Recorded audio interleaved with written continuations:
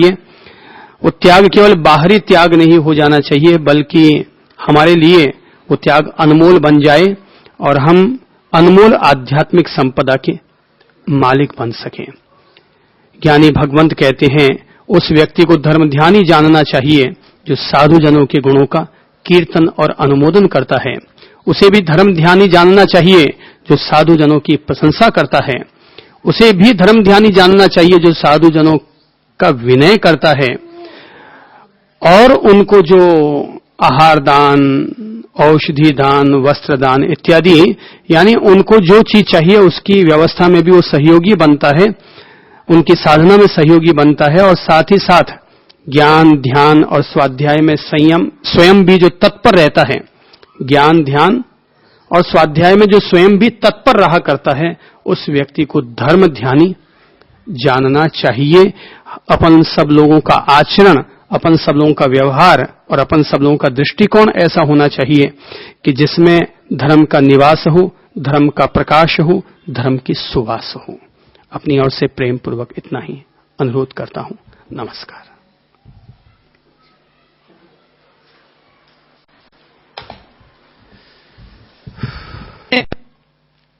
हर व्यक्ति मुझसे भिन्न है, हर वस्तु मुझसे भिन्न है, फिर मैं गैला क्यों किसी भी चीज को मेरा मेरा कहने का आरोपण करता हूं। सब चीज तो यहां पर अनित्य है, अशरणभूत है, सब कुछ यहां से चले जाना है, छूट जाने वाला है। इसे यूं समझें अपन। कहते हैं कि एक राजा ने बड़ा सुंदर महल बनाया।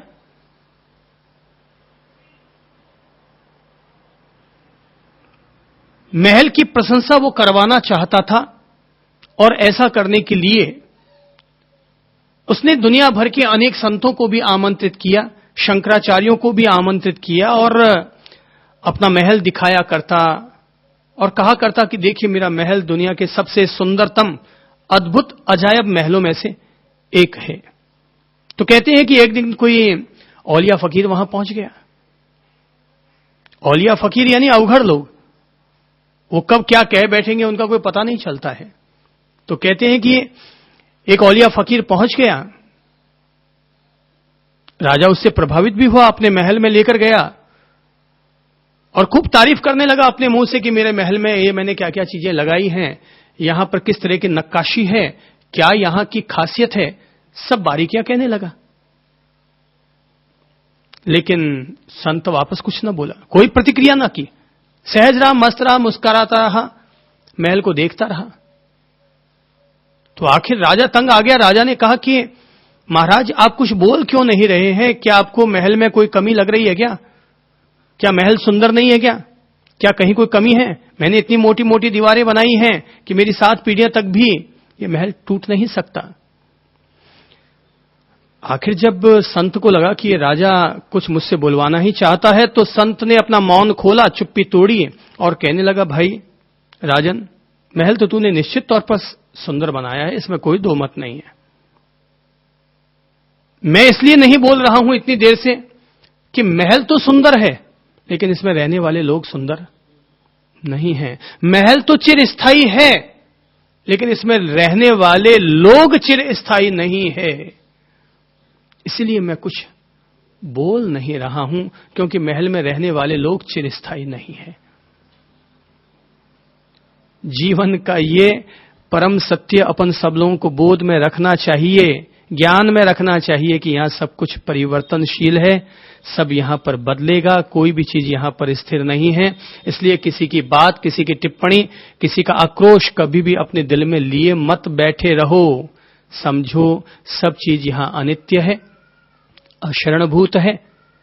तू अकेला आया है, अकेला जाना है। कर्तव्य समझ करके सब एक दूसरे का निर्वाह कर लो, बाकी किसी के प्रति भी मोह मूर्छा मत रखो, चाहे वो XYZ कोई भी क्यों ना हो।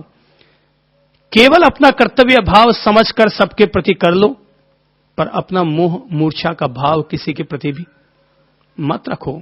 महावीर कहते हैं, भावना, अनुप्रेक्षा और चिंतन, ये 3 तत्व ऐसे हैं जो कि चित्त को स्थिर करने में सहायता देते हैं। तीसरा तत्व है और वो है चिंतन।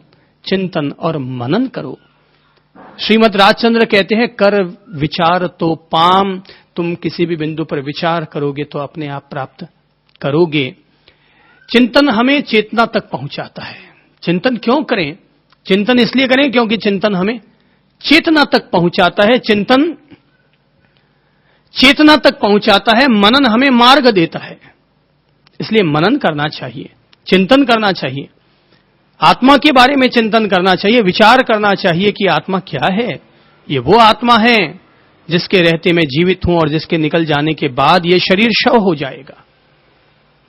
तो हमें चिंतन करते रहना चाहिए। चिंतन से समाधान निकलते हैं। लोग चिंतन शिविर लगाते हैं, क्यों? समाधान पाने के लिए। तो ऐसे ही हमें भी चिंतन करना चाहिए आत्मा के बारे में, शरीर के बारे में, विचारों के बारे में, शब्दों के बारे में, संबंधों के बारे में, कि मैं कौन हूं, मैं कहां से आया हूं, मुझे यहां से कहां जाना है, किन संबंधों को मुझे बनाए रखना है, किन संबंधों को मुझे छोड़ना है। लोग सोचते हैं कि हम संत बन जाएं, लेकिन जो संत बने हैं वो सोचते हैं हम वापस संसार में स्थापित हो जाएं। तो विरोधाभास बने रहते हैं। लोग सोचते हैं मुक्ति के लिए संत बने, लेकिन संत बन जाते तो हम सोचते हैं वापस सफलता का मार्ग अख्तियार करें और संसार में स्थापित हों। चिंतन करना चाहिए व्यक्ति को कि मेरा आखिर लक्ष्य क्या है, मुझे क्या पाना है, मैं क्या पाना चाहता हूं। क्या मैं इसी तरह से बचपन से जवान, जवान से बुढ़ापा और बुढ़ापे से मृत्यु की तरफ चला जाना चाहता हूं, या मैं अपने जीवन में कुछ पैदा करके जाना चाहता हूं, कुछ प्राप्त करके जाना चाहता हूं, कुछ उपलब्धियों को हासिल करके जाना चाहता हूं। चिंतन से परिणाम उपलब्ध होते हैं। चाहे शरीर हो, शरीर पर चिंतन करो कि ये शरीर मरण धर्मा है, ये शरीर मरण धर्मा है। जो कुछ भी हम खाते पीते हैं अगले दिन सबका मलमूत्र हो जाना है। कितने भी स्वाद ले लेकर कितनी भी चीजें क्यों न खा लो, लेकिन सब 2.5 इंच जीभ का स्वाद है, बाकी पेट में गया उतरे और घाटी हुई माटी। इस घाटी से कोई भी चीज नीचे उतरती है और माटी हो जाया करती है। कोई भी चीज जब तक है जीभ तक न पहुंचाया तब तक रसगुल्ला रसगुल्ला है। जैसे दांतों के बीच में गया कि रसगुल्ला कचूमर हो गया। 2, 5, 10 सेकंड के लिए उसकी मिठास का स्वाद हमारी जिह्वा की कोशिकाएं ग्रहण करती है, और फिर जैसे ही वो घाटी से उतरा नीचे, कि घाटी से नीचे उतरता ही माटी हो गया। तो फिर कभी कभी जानवरों को खाना खाते देखो ना, तो उनसे प्रेरणा लो। ओह, ये भी खाते हैं फिर भी जी रहे हैं, हम भी खाते हैं फिर भी जी रहे हैं, लेकिन फर्क ये है उसको जो मिल गया संतोष कर लिया, हमें जो मिला उसमें हमने संतोष नहीं किया, क्रिया प्रतिक्रियाएं करते रहे। आज ये चीज अच्छी, कल वो चीज अच्छी नहीं थी। इस तरह अपन लोग अपने समता को विषमता में बदल डालते हैं और अपने लिए भी कई दफा विषमता का वातावरण बनाते हैं और कई दफा अगले के लिए भी विषमता का वातावरण बना बैठते हैं। तो चिंतन करते रहना चाहिए। सचेतनता पूर्वक जीने वाला व्यक्ति चिंतन करता है, और जो व्यक्ति चिंतन करता है वो चेतना तक पहुंचता है। भगवान श्री महावीर आज के सूत्रों में ध्यान सूत्र का जो पहला सूत्र आज अपन लोगों ने लिया है, वो सूत्र हमें कहता है स्थिर अध्यवसान ही ध्यान है और अस्थिर अध्यवसान को चित्त कहा जाता है।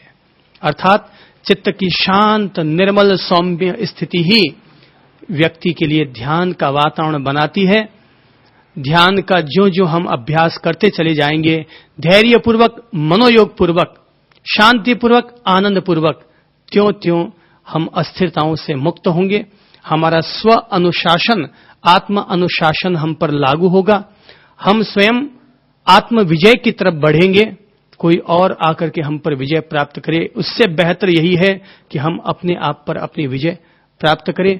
कोई हमें अनुशासन में रखे, इससे बेहतर यही है कि हम खुद ही अपने आप को इतना अनुशासन में रखें कि किसी और को हम पर अनुशासन करने की जरूरत ही न रहे। गलत करेंगे तो उपालंब मिलेगा। जो जागरूकता पूर्वक जीता है उससे गलती नहीं होती, और जिससे गलती नहीं होती उसको उपालंब भी नहीं मिला करता। सचेतनता ही एकमात्र मार्ग है। सचेतनता, जागरूकता ही एकमात्र मार्ग है जो कि हमें अपने आप की तरफ ले जाता है, अपने आप से जोड़ता है। हम लोग प्रत्येक कार्य को, चाहे खाना पीना, खेलना कूदना, कुछ भी क्यों ना हो, हर कार्य को ध्यान पूर्वक करें, हर कार्य को सचेतनता पूर्वक करें, ताकि केवल ध्यान में बैठना ही हमारे लिए ध्यान ना हो, वरन जीवन में हर सांस लेना, हर गतिविधि करना, हर कदम उठाना भी हमारे लिए ध्यान हो जाए। आज अपनी ओर से इतना ही अनुरोध करता हूं। नमस्कार।